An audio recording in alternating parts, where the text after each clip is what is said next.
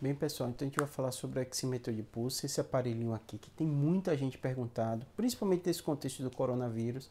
E eu tenho já 2 vídeos explicando melhor sobre ele. Quem tiver curiosidade vai lá, porque tem sido debatido, porque ele tem sido relevante, tem artigo da New England falando sobre isso, artigo da New York Times, e surgiram algumas críticas também, porque muita gente está comprando, está usando o aparelho, e muitas vezes de forma inadequada, tendo ideia errada de para que ele serve, né?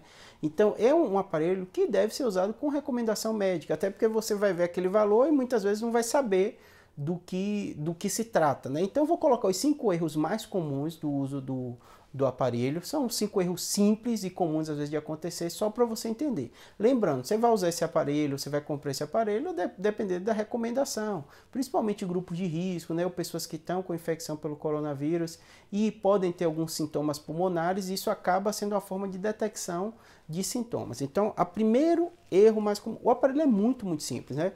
Basicamente, você ligou o aparelho, ele vem tipo uma prisilinha aqui, colocou ele no dedo,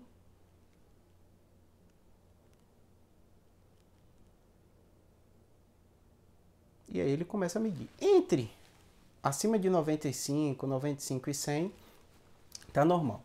Primeiro erro mais comum é que às vezes a pessoa coloca no dedo e já vê aquela informação e desliga. Então, deixa um tempinho, você vai estar paradinho, respira, espera alguns minutinhos até aquele valor se normalizar. Então, do jeito que eu estou fazendo não é ideal, falando, nem agitado, nada disso. Deito na cama e tal. Então, um dos erros das pessoas, às vezes, é esse. Ele coloca o valor, já aparece e aí ele aceita aquele valor. Espera um tempo, né? Esse é um aspecto. Segundo aspecto é relacionado à unha, principalmente mulher. E como ele tem, se você for ver aqui, tá vendo? Tem um negocinho vermelho nele.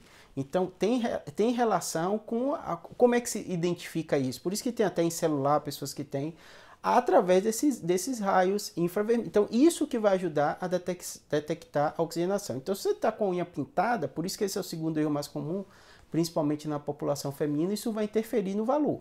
Então, o primeiro erro mais comum, colocar, ver aquele valor e dizer que foi aquele. Então, espera um pouco, deita um pouco, né? Respira, coloca o aparelho e vê o valor que dá durante alguns minutos. Geralmente ele vai se estabilizar no valor e você vai conseguir dizer que aquele está o seu valor de referência. Então, esse daqui é o primeiro aspecto. O segundo aspecto que você deve analisar, segundo aspecto de erro mais comum é o da unha, eu já falei da população feminina.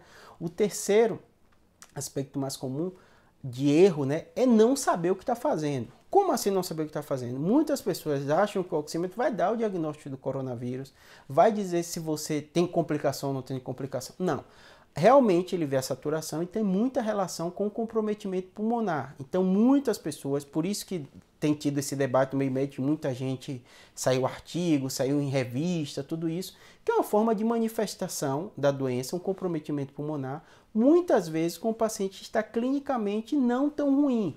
Então, se você tem um comprometimento pulmonar por qualquer doença, muitas vezes você tem insuficiência respiratória, você tem uma dispneia importante, e algumas pessoas têm se manifestado nessa doença de uma forma que quando o médico olha a oxigenação, que vê que ela está muito baixa.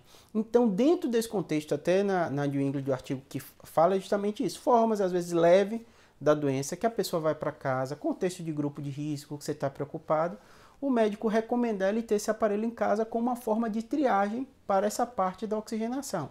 Então, o terceiro erro que eu estou informando é justamente um erro inadequado na utilização do equipamento. Por exemplo, você viu que todo mundo está falando disso, você viu no jornal, você viu aqui meu vídeo, isso é importante e tal, você compra e acha que qualquer coisa que você tenha da doença, basta botar isso no dedo que você vai saber.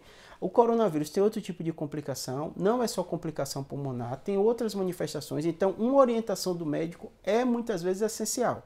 Siga a orientação que está sendo na sua cidade, do seu trabalho. Então, pessoas que trabalham com o meu profissional de saúde, qualquer sintoma precisa ser testado, mesmo que não seja sintoma importante. E aí, quando você for no médico, ele vai dar esse tipo de orientação.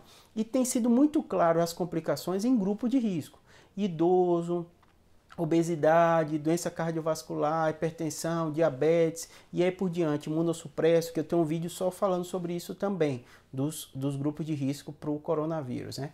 Então, assim, esse terceiro erro é um dos mais importantes, porque pode levar as pessoas a equívocos importantes. Achar que ter esse aparelho em casa vai resolver o problema dela, não vai precisar ir em médico, não vai precisar nada disso, e às vezes ela faz esse uso inadequado. Dá um valor? Dá um valor. É importante? É importante. Mas você tem que ver a interpretação que esse valor dá e a interpretação que isso indica se você tem a doença ou não tem a doença. Por isso que eu estou levando mais tempo explicando esse terceiro erro, porque tem sido um erro muito comum. O quarto erro mais comum, uso do equipamento inadequado. Vou dar um exemplo. Eu coloquei aqui no dedo, aí está medindo minha saturação e eu vou usar esse valor para dizer que o normal é 95 e 100. Mas se você usa um equipamento que ele não é confiável, como você vai utilizar aquele valor e pode ser de forma muito equivocada. Tem tido muita gente me perguntando nos comentários sobre aplicativo de celular, sobre comprou um relógio que diz que mede. O que é que eu falei? Eu tenho um vídeo só como escolher o aparelhinho. Imetro, Anvisa. São dois órgãos aqui do Brasil. Ah, Júlio, mas o outro será que não funciona? Eu não tenho como afirmar. Mas se você está querendo alguma coisa, o que o médico sugeriu para você, que mede de forma fidedigna, a pior coisa que pode acontecer com alguém é ter uma informação que ela acha que é precisa e essa informação está dando equivocada. Então, pior do que não saber o valor da sua oxigenação é saber a saturação de oxigênio, saber de forma errada, porque vai ter uma interpretação, o seu médico que você vai dar o valor vai estar tudo equivocado, né? Você pode ficar tranquilo de uma forma que não é, porque o aparelho não é confiável.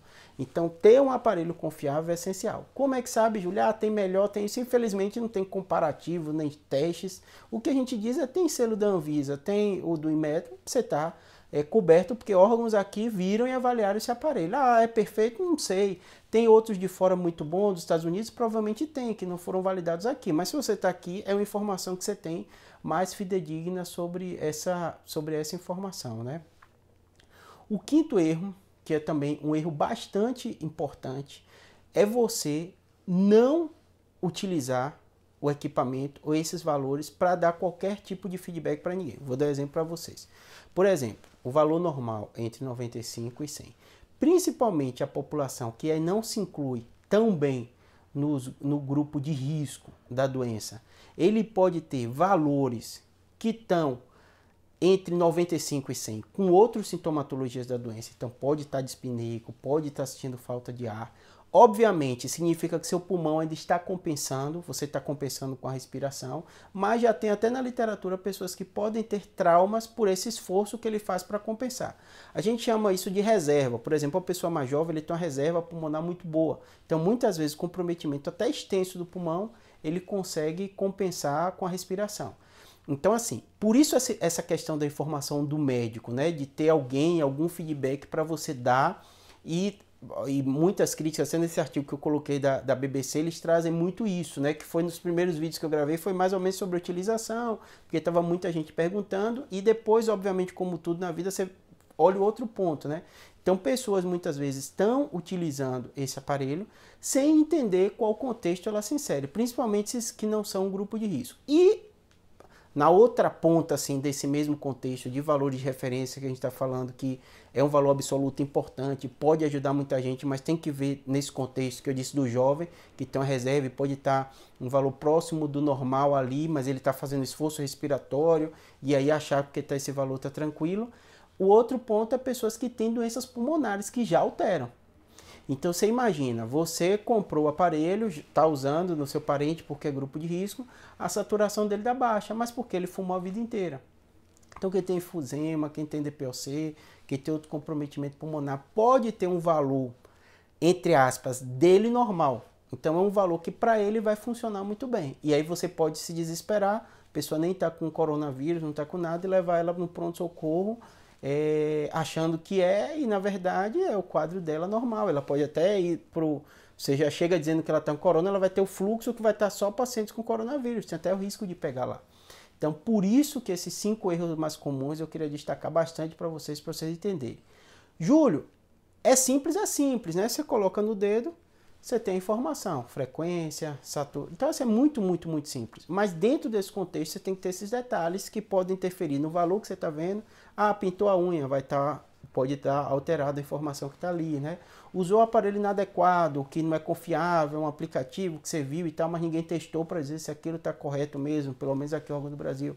Vai te dar uma informação errada. Ah, colocou no dedo, saiu correndo, disse, deu baixo, em poucos segundos depois de correr, de andar, e viu essa informação. Também vai estar equivocado. Tem alguma doença que já altere a saturação. Vai estar equivocado. É jovem, está tendo esforço respiratório, está com dispneia, mas está conseguindo compensar no saturímetro e vai achar que está tranquilo, mas não. Pode ser você conseguir compensar por essa reserva fisiológica que você tem. Então, assim, é simples, é simples. É informação relevante, é informação relevante. Muita gente vai utilizar e médico vai recomendar no contexto do coronavírus. Vai sim, mas tem que ter esses detalhezinhos, tá bom? Espero que tenha ajudado. Obrigado.